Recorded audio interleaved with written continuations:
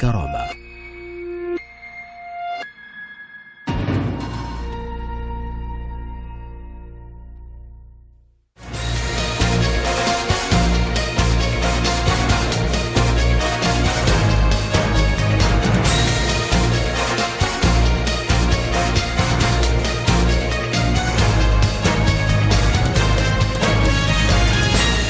Hello, welcome to Watan al-Karama News Channel. It is 9 p.m. our time for top stories, and we start with latest developments in Libya.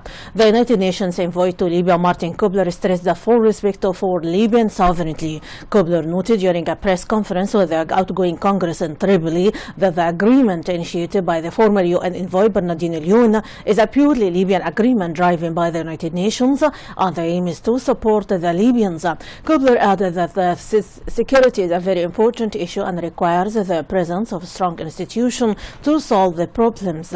Moreover, Kobler appealed to all Libyan parties to quickly sign the dialogue draft in order to help the national unity government to start its mission in Libya, which would resolve the political and security crisis.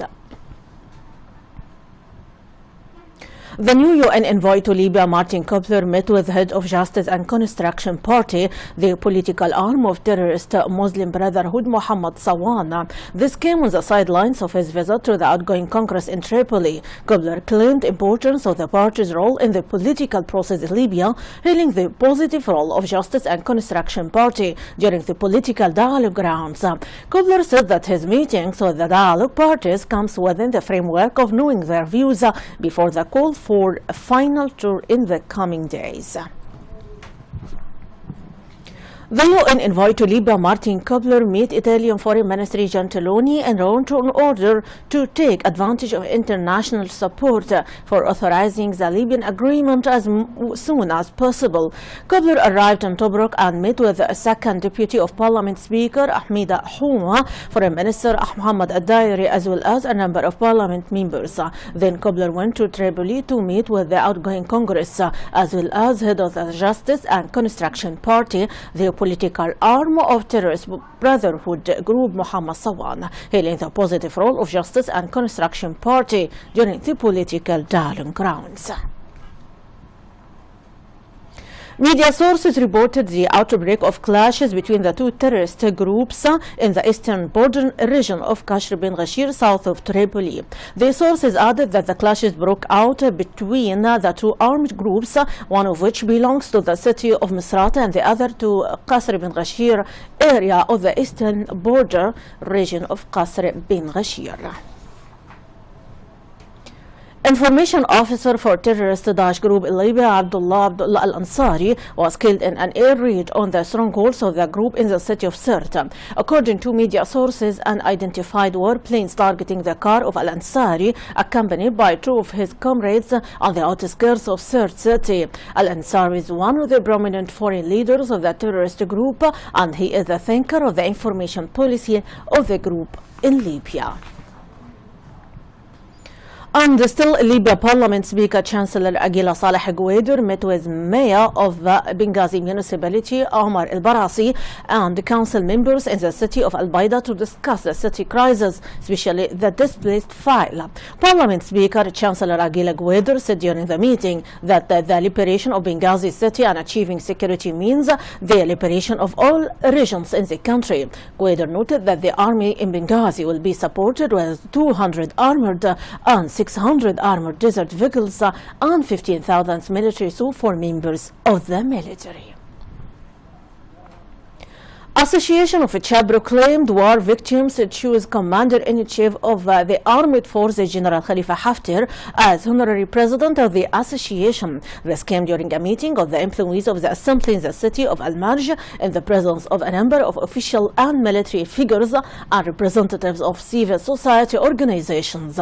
The head in charge of the association said that the inaugurations came as a proposal from the board of directors and was approved unanimously by all the branches in the eastern and southern region.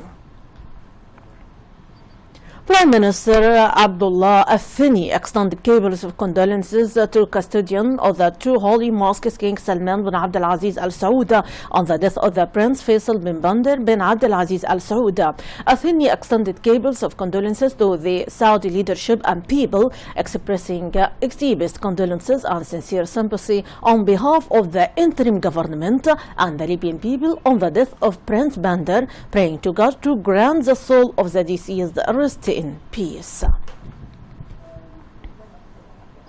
And now, my audience, we transfer to Egypt. Egyptians voted today in the second phase of elections that are meant to restore parliament after a more than 3-year gap.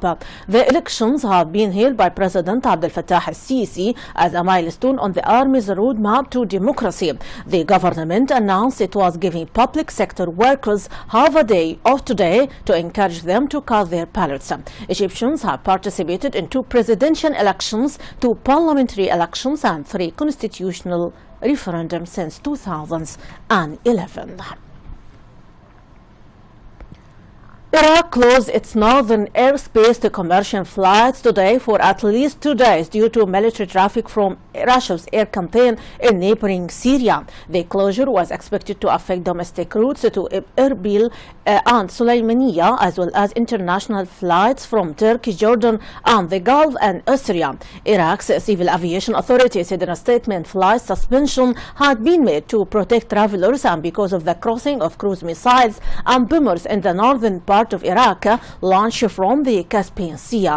Russia began launching cruise missiles and long-range bombers from warships in the Caspian last month, passing over Iran and Iraq and covering a distance of some 1,500 kilometers to reach their targets. A spokesman for the U.S.-led coalition, which conducts some operations near Erbil Airport, said he was not aware of the cause for the shutdown. The coalition has been bombing terrorist Daesh targets in Iraq and Syria for more than a year separately from the Russian campaign.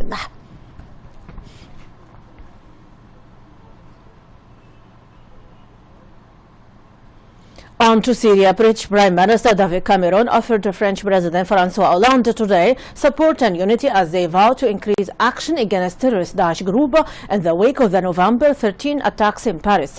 Speaking at a joint news conference at the Élysée Palace in Paris, Hollande rules warplanes have already increased their air campaign against the terrorist group, says that the assault on targets in Syria would be boosted by the arrival of France's Charles de Gaulle aircraft carriers in the eastern Mediterranean.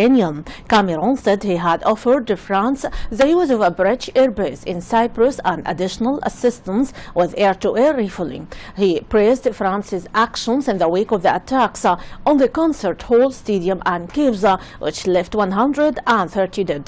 The UK Prime Minister is waging the attacks across the channel from Britain will tip his own parliament in favor of launching strikes in Syria. On to Brussels, 90 raids on 16 arrested, but no signs of Belgium's prime Paris attacks. Suspect Salah Abdeslam last night when police carried out house searches and raids in various parts of Brussels.